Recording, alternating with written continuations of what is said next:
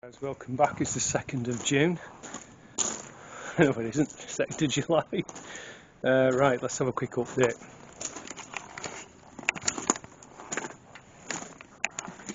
So, in the greenhouse, everything's doing well.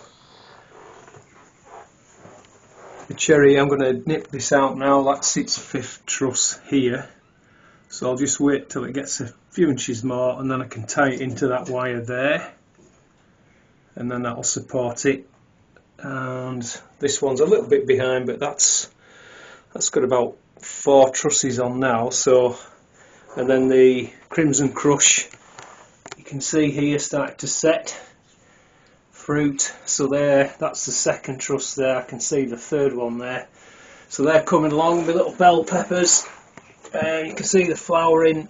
They have got, I'm hoping you can see, some tiny fruit setting. So I'm hopeful about those. That's pretty much, I say the basil, we just keep trying to clip it back and make it keep producing more side shoots. But the small stuff I grew from seed, they're growing away just fine actually. So that's pretty good. And coriander's not doing too bad, but I don't know, I think it's because we get these cold winds and stuff. Does anybody know? But I think that's kind of what's causing that. And does it cause it to run to seed, earlier than it should? This is what's happening here. I don't know if that's normal. I've not something I've really grown much before. If any of you guys know, let me know about that. That would be useful. But spinning you around, you can see the kale's starting to grow really, really well. I could probably start taking a few leaves off that shortly. Similarly with the summer cabbage. Look at it now. It's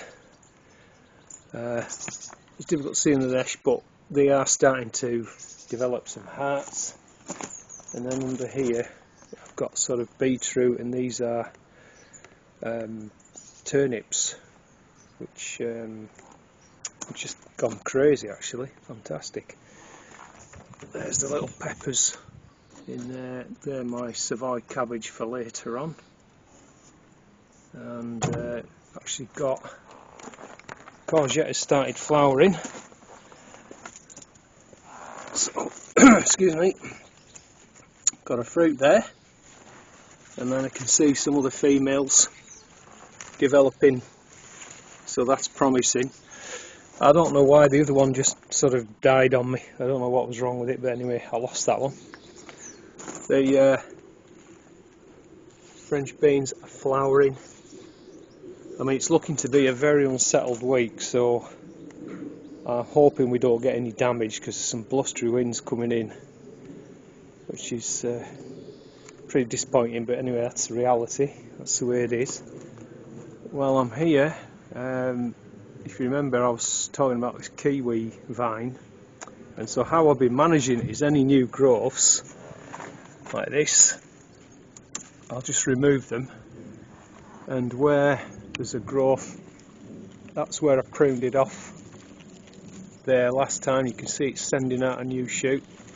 I'll just keep removing that.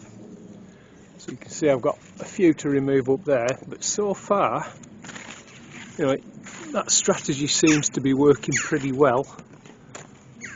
I don't know how well the pollination has been in terms of fruit, but I'll come back to you on that at some point. I still haven't thinned my carrots out yet.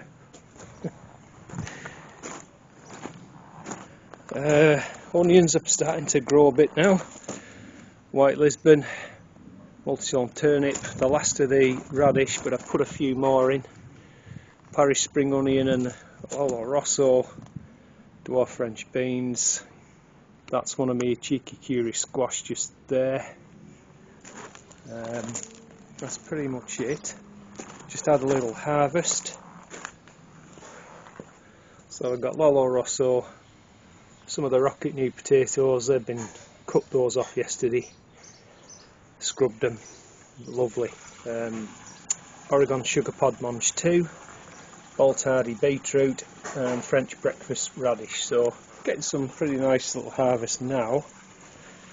That's my other cheeky curie. I've got another 5 down on the micro orchard. And then here's the blueberries, look. In fact, I don't know if you can make that out. It's just sort of starting to turn colour. Just a few are starting to ripen. Alright guys. So guys, it's June the 5th. I've just been trying to thin out some of these apples. I've got about nearly a bucket full off. Sort of more this half, if you will, towards this side. Obviously I couldn't get up there. I'm not going to risk it.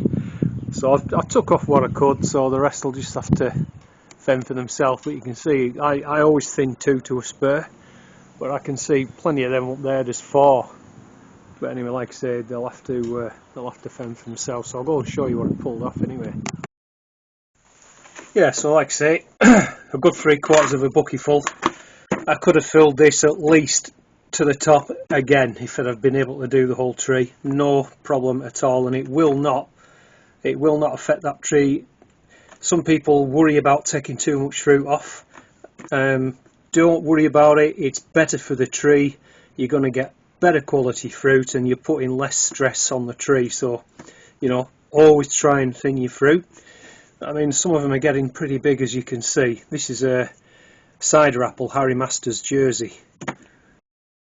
So I did mention about our van. I'll try and give you a brief look at it. So this is the next stage. You can see it's all been fully insulated now, new flooring in, insulated right throughout in the ceiling panel with the carpeting. We've got LED lights, 6 of them in the ceiling that work off, there's a dimmer switch there, and then we've got 2 USB work off a leisure battery.